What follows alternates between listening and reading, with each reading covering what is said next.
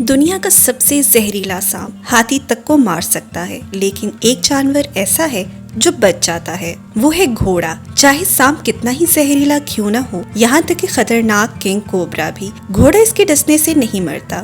ڈسنے کے بعد گھوڑا تقریباً 3 دن تک ہلکا بیمار ہو سکتا ہے، لیکن اس کے بعد وہ مکمل صحت یاب ہو جاتا ہے، جیسے کچھ ہوا ہی نہ ہو۔ یہ اللہ کی سب سے حیرت انگیز تخلیقات میں سے ایک ہے، اور اسی مخلوق کے اندر ایک ایسا راز چھپا ہے جو انسان کی جان بچا سکتا ہے، اور وہ ہے تریاک، زہر کا توڑ۔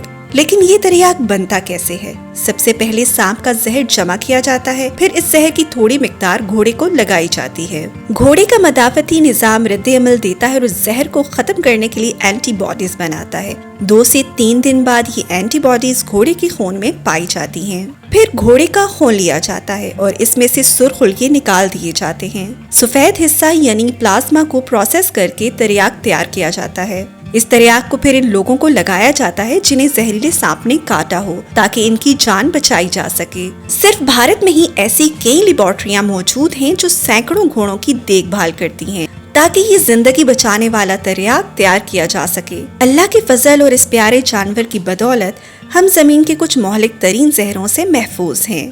مزید ایسی انٹرسٹنگ اور انفارمیٹیو ویڈیوز کے لیے چینل کو سبسکرائب کیجیے اور ویڈیو کو لائک کیجیے۔